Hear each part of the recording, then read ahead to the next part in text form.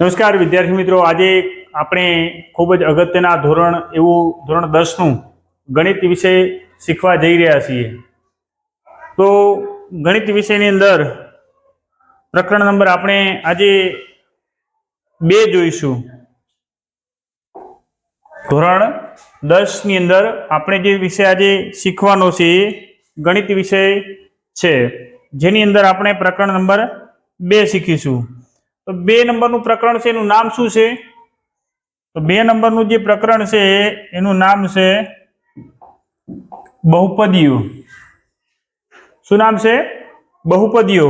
હવે આ પ્રકરણની અંદર શું શું આવે છે તો પ્રકરણના મુદ્દાઓ જોઈશું આપણે. પ્રાસ્તાવિક, તો જે પ્રાસ્તાવિક આવશે એ જોશું. બહુપદીના શૂન્યોનો ભૌમિતિક અર્થ. પછી બીજો મુદ્દો છે બહુપદીના શૂન્યો અને સહગુણકો વચ્ચેનો સંબંધ. તો આપણે આ પ્રકરણની અંદર આટલા મુદ્દાઓ શીખવાના છે. બહુપદીના શૂન્યો, ભૌમિતિક અર્થ, બહુપદીના શૂન્યો અને સહગુણકો વચ્ચેનો સંબંધ.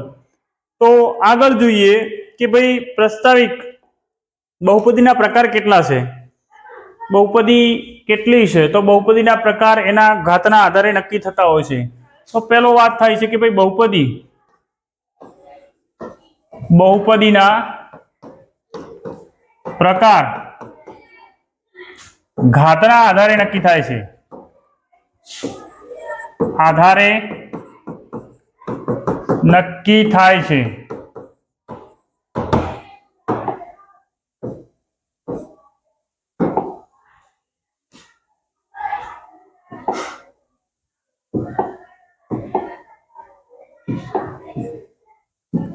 ઘાતના આધારે નક્કી થાય છે. તો આપણે અહીંયા આ પ્રકરણની અંદર એક ઘાત બહુપદી અથવા એને સુરેખ બહુપદી પણ કહે છે. સુરેખ બહુપદી.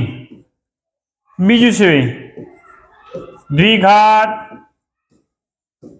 બહુપદી અને ત્રિઘાત બહુપદી. તો આ ઘાતના આધારે અલગ અલગ પદો જે અહીંયા બહુપદીના પ્રકારો જોયા. તો બહુપદીના પ્રકાર આમ તો ઘાત જેટલી ઘાત હશે એ ઘાત વાળી બહુપદી કહેવાશે. પણ આપણે આ પ્રકરણની અંદર માત્ર એક ઘાત કે જેને સુરેખ કહીશું, દ્વિઘાત, ત્રિઘાત જેવી બહુપદીઓ આપણે જોઈશું. તો બહુપદીના ઘાત અહીંયા વાત કરે છે તો કે એક ઘાત 7x વત્તા 3. 7x વત્તા 3. જુઓ અહીંયા કઈ નથી આપ્યું એટલે એની ઘાત શું સમજી લેવાની? એક ઘાત. બરાબર છે. તો આવી બહુપદીઓ આપી હોય, બહુપદી છે. પહેલી વાત તો અહીંયા બહુપદી એટલે એક થી વધારે પદ. જો એક પદ આ છે, બીજું પદ આ છે, એટલે એક થી વધારે પદ છે એટલે એને શું કહેવાય છે? બહુપદી. કે જેના એક થી વધુ પદ હોય એને બહુપદી કહેવાય છે. હવે ઘાત, તો અહીંયા એની એક ઘાત છે એટલે એનું નામ આપ્યું એક ઘાત બહુપદી. એક ઘાત વાળી એના એક થી વધુ પદો છે. હવે છે દ્વિઘાત બહુપદી. તો દ્વિઘાત બહુપદીની અંદર શું છે કે ax નો વર્ગ વત્તા bx વત્તા c આવી રીતે કોઈ એક પદ આપેલું હોય, જેમ કે 7x નો વર્ગ વત્તા 6x વત્તા 8. તો જુઓ બહુપદ તો છે જ. બહુપદ 1 2 3 એક થી વધુ હોય એને બહુપદ જ કહેવાય છે. પણ અહીંયા દ્વિઘાત, તો જુઓ આપણે અહીંયા જોવાનું છે એના ઘાત કેટલા છે. જો અહીંયા એક પણ ઘાત છે તો મોટી ઘાત હોય એ આપણે જોવાનું છે અને એના આધારે બહુપદીનો પ્રકાર નક્કી કરવાનું છે. તો અહીંયા 2 ઘાત છે. એ જ રીતે અહીંયા ત્રિઘાત બહુપદીની વાત કરે છે. તો ત્રિઘાતમાં શું હોય? 3x ની 3 ઘાત, 7x નો વર્ગ વત્તા 5x વત્તા 16. તો જો અહીંયા શું છે? 2 ઘાત પણ છે, 1 ઘાત પણ છે અને 3 ઘાત પણ છે. તો જુઓ અલગ અલગ ઘાત છે. તો આપણે એ વખતે શું કરવાનું છે? તો એ વખતે આપણે સૌથી મોટી ઘાત જે હોય એ ઘાતને એ બહુપદીનો પ્રકાર કહેવાય છે. તો અહીંયા જુઓ અહીંયા શું છે 3 ઘાત છે તો સૌથી મોટી ઘાત 3 છે તો 3 મોટી ઘાત છે તો એટલા માટે એ બહુપદીનો પ્રકાર થયો ત્રિઘાત બહુપદી। આવી રીતે બહુપદીને આપણે ઓળખવાની છે અને ત્યાર પછી એના ઉપર કામ કરવાનું છે। અહીંયા બહુપદીના શૂન્યોનો ભૌમિતિક અર્થ, બહુપદીના શૂન્યોનો એટલે બહુપદી જે છે તમારી જોડે અહીંયા તમે લખ્યું હતી કે ભાઈ 3x નો વર્ગ 2x નો વર્ગ વત્તા 6x વત્તા 100। હવે આ જે બહુપદી છે એ બહુપદીનો અર્થ તમારે આમાં ભૌમિતિક રીતે શોધવાનો છે, બરાબર છે। કોઈ એક બીજી લઈએ 7x નો વર્ગ વત્તા 6, બરાબર છે। તો આ જે બહુપદી છે એ દ્વિઘાત બહુપદી છે અને એ દ્વિઘાત બહુપદીના શૂન્યો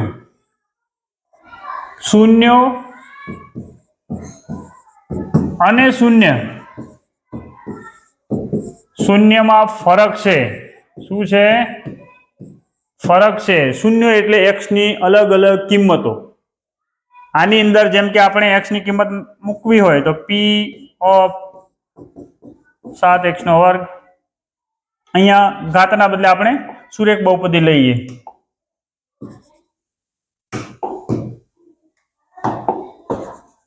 સુરેખ બહુપદી લઈ લઈએ, બરાબર છે। અને પછી એની કિંમત શોધીએ તો શું થશે? 8 6 ને હું પેલી બાજુ લઈ જઈશ તો 6 માઇનસ થશે, પછી 7x માઇનસ 6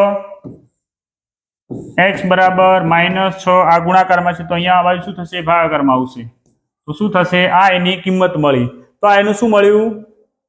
શૂન્યો, મતલબ એની એક જે x છે એની કિંમત મળી અને જે x ની કિંમત મળે છે એને કહેવાય છે બહુપદીના શૂન્યો। બહુપદીના શૂન્યો 0 હોઈ પણ શકે અને 0 થી મોટી સંખ્યા પણ હોય છે, પણ જરૂરી નથી કે 0 હોય એ જ બહુપદીનું શૂન્ય છે। જરૂરી નથી કે 0 હોય એ બહુપદીનું શૂન્ય હોય, એટલે અલગ અલગ કિંમતો હોઈ શકે છે। તો બહુપદીના અહીંયા ભૌમિતિક અર્થનો એવો મતલબ થાય છે કે x ની અંદર તમને જે સમીકરણ આપ્યું છે એ સમીકરણની અંદર તમારે શું કરવાનું છે? કિંમતો મૂકવાની છે અને મૂકેલી કિંમતો ની અંદર તમારે શું કરવાનું છે? એ ગણતરી કરી અને એના આલેખ આ પ્રકરણની અંદર દોરવાનો છે। આવી રીતે આલેખ આવશે તો આલેખ આપણે જોઈએ।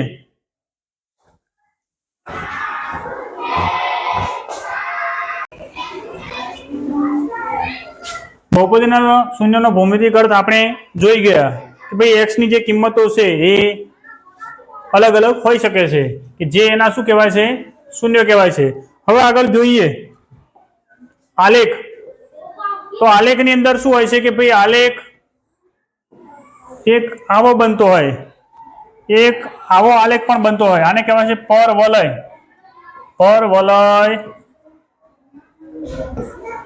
બરાબર છે। તો આલેખ ક્યાં બને છે? તો કે ભાઈ x ની જે કિંમતો મળશે એ x ની કિંમતો લઈને આપણે આલેખ દોરવાનો છે। તો જોઈએ આલેખ આ એવું એક આલેખ પેપર હોય કે જેની અંદર આપણે શું કરીએ? કોઈ એક સ્થાન નક્કી કરી અને ત્યાંથી આપણે શું દોરીએ? રેખાઓ દોરીએ, બરાબર છે। હવે આ જે રેખા દોરી છે તે અહીંયા એની કિંમત 1 2 3 4 5 6 આમ તમે લખી શકો છો। પછી અહીંયા 1 2 3 4 5 6 અહીંયા -1 -2 -3 -4 -5 અહીંયા -1 -2 -3 -4 -5 આવી રીતે કિંમતો મૂકવાની છે। આ છે x અક્ષ, આ છે y અક્ષ। કયો અક્ષ છે? y અક્ષ। આ છે x ડેશ અક્ષ અને આ છે y ડેશ અક્ષ। હવે x ની જે કિંમતો કે અહીંયા આપણે ax² + bx + c બરાબર 0 આ શું છે? તો અહીંયા સમીકરણ છે કે જ્યાં a નું મૂલ્ય, આ જે a છે એનું મૂલ્ય 0 કરતા મોટું હોય ત્યારે કેવો આલેખ બને? તો જ્યારે 0 કરતા મોટો હોય ત્યારે આલેખ પરવલય આકારનો બને છે. પણ જો આનું મૂલ્ય 0 થી નાનું મતલબ કે માઇનસમાં હોય, ઋણમાં હોય, તો આલેખ ક્યાં બનશે? નીચેની બાજુએ. કઈ બાજુએ? નીચેની બાજુએ. તો જ્યારે જેમ કે આ 0 કરતા ઓછા છે તો અહીંયા 0 એનું મૂલ્ય -1 2 હોય તો હવે ધારો કે આપણે -1 x અક્ષ ઉપર જોવાનું અને 2 તો અહીંયા છે તો આ બંને અહીંયા ભેગા થાય છે. તો હવે આનો આલેખ દોરીએ તો આવી રીતે દોરાય છે. તો આને કહેવાશે પરવલય આકાર. પણ જો એના બદલે અહીંયા કહે છે કે એનું મૂલ્ય 1 2 3 ધન સંખ્યા હોય તો જ્યારે એ ધન સંખ્યા હોય ને એના કિંમતો લઈ અને આપણે આલેખ દોરવાનો થાય તો એ આલેખ આ ભાગમાં ઉપર આવે છે. એટલે આ ઉપરની બાજુએ આલેખ ખુલે છે. ઉપરની બાજુએ ખુલે છે. આ ક્યાં ખુલે છે? નીચેની બાજુએ ખુલે છે. બરાબર છે. અને એના આધારે આપણે અલગ અલગ શૂન્યનો કિંમતો મેળવવાની છે. જોઈએ હવે આગળ જે છે તે એની અંદર શું કહે છે કે ભાઈ કોઈ એક આવો આલેખ આપ્યો હોય, બરાબર છે, આ જે આલેખ છે તે, અને હવે એમ કહે છે કે ભાઈ કોઈ આવી રીતે આપ્યું છે તો અહીંયા શૂન્યો શોધો. શૂન્યો શોધો. તો શૂન્યો કેટલા છે કે ભાઈ કેટલી વાર x ને અડ્યું છે? તો કે x ને અહીંયા એક જ વાર અડ્યું છે. કેટલી વાર? એક જ વાર અડ્યું છે. એટલા માટે એનું શૂન્ય કેટલું થાય? શૂન્ય કેટલા છે? 1 છે. પણ એના બદલે જો અહીંયા બીજું દોરીએ આલેખ તો અહીંયા શું કહે છે? આવી રીતે આપ્યું છે. શું કહે છે ભાઈ?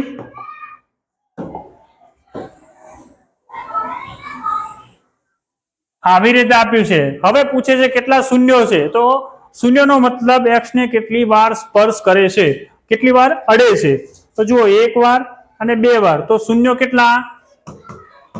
તો શૂન્યો કુલ કેટલા છે? 2. આમ આલેખની અંદર જેટલી વાર x ને સ્પર્શે છે તે એના શું બની જશે? શૂન્યો બની જશે.